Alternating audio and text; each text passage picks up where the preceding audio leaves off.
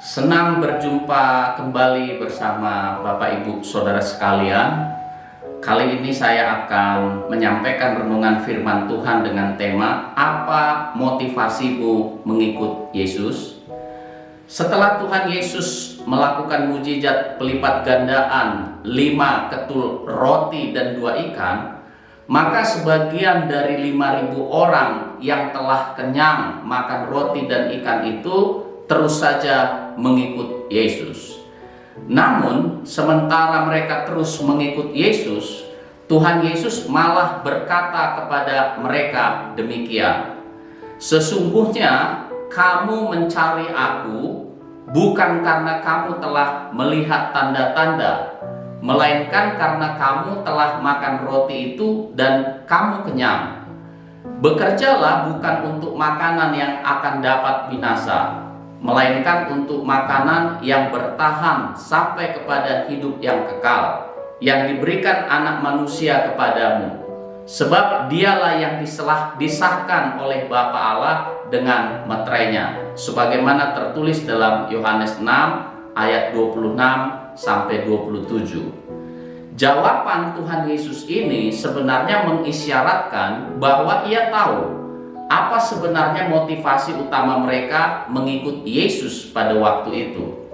Ternyata mereka mengikut Yesus bukan karena mereka betul-betul mengasihi atau menginginkan Tuhan Yesus itu sendiri, melainkan karena mereka menginginkan berkat-berkat dari Tuhan Yesus dalam soal-soal perut atau kebutuhan hidup mereka sehari-hari. Mereka mengikut Tuhan Yesus hanya untuk mendapat makanan yang dapat binasa dan bukan untuk memperoleh hidup yang kekal. Mereka tersinggung dan menganggap bahwa perkataan Tuhan Yesus itu terlalu keras. Akibatnya, sebagian besar dari mereka mengundurkan diri dan tidak lagi mengikut Yesus. Hal itu dicatat di dalam Yohanes 6 ayat 66. Akhirnya mereka melihat bahwa ternyata Tuhan Yesus bukanlah pribadi seperti yang mereka harapkan. Mereka mengharapkan agar Tuhan Yesus selalu mengurusi soal-soal perut mereka, memberi mereka kekayaan, memberi mereka kesehatan, memberi mereka kesuksesan, atau pendek kata, mereka mengharapkan agar Tuhan Yesus memberi semua yang mereka inginkan dalam hidup ini. Sebenarnya mereka tidak peduli pada Tuhan Yesus. Mereka hanya peduli pada apa yang mereka bisa dapatkan dari Tuhan Yesus. Jika dengan mengikut Yesus mereka bisa menerima kelimpahan, mereka akan terus mengikut Yesus. Jika dengan mengikut Yesus mereka akan mendapat uang secara berlimpah-limpah dan menjadi kaya, mereka akan terus mengikut Yesus. Jika dengan mengikut Yesus bisnis dan karir mereka lancar dan tokcer, mereka akan terus mengikut Yesus. Bila dengan mengikut Yesus mereka sukses dan terkenal, mereka akan terus mengikut Yesus.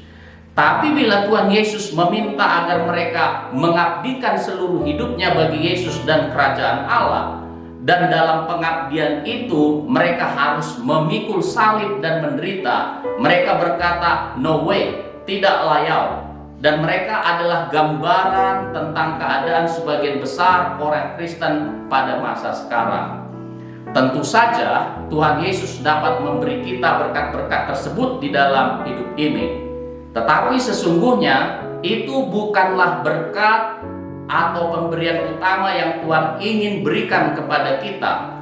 Karena Tuhan Yesus tahu bahwa berkat-berkat jasmani bukanlah apa yang manusia sebenarnya butuhkan. Yang manusia sebenarnya paling butuhkan adalah keselamatan, hidup kekal, pengampunan dosa, penyucian dari dosa, dilepaskan dari kuasa dosa, dilepaskan dari kuasa kejahatan, diubah menjadi manusia baru, sehingga manusia bisa mengasihi Allah dengan segenap hati, jiwa, akal budi dan kekuatan mereka, dan menikmati persekutuan yang akrab dengan Allah. Karena itu saya percaya bahwa mereka yang akan mengikut Tuhan Yesus sampai akhir, pastilah mereka yang menyadari betapa luar biasanya kasih, kemurahan, dan pengampunan yang Tuhan Yesus berikan kepada mereka melalui pengorbanannya di atas kayu salib. Tetapi mereka yang mengikut Tuhan Yesus karena mengharapkan agar Tuhan Yesus memenuhi semua yang mereka inginkan di dunia ini pasti akan kecewa. Cepat atau lambat mereka akan murtad. Mereka seperti benih yang jatuh di tengah semak duri, yang sebentar saja gembira menerima firman Tuhan, tapi sesudah itu iman mereka dihimpit oleh semak duri itu sampai mati. Dan semak duri itu adalah tipu daya kekayaan, tipu daya kenikmatan dunia ini, sebagaimana dijelaskan oleh Tuhan Yesus dalam Lukas pasal 8 ayat yang ke-14. Karena itu Bapak Ibu Saudara sekalian, tentukanlah di mana tempatmu sekarang berada. Apakah saudara mau menjadi benih yang dihimpit oleh tipu daya kekayaan dan kenikmatan dunia karena mengikut Tuhan Yesus dengan motivasi yang salah? Atau saudara menjadi benih yang ditabur di tanah subur karena mengikut Tuhan Yesus, karena memang saudara mengasihi dengan tulus, mengasihi Tuhan Yesus dengan tulus sebagai rasa syukur atas pengorbanannya di kayu salib. Tuhan Yesus memberkati. Amin.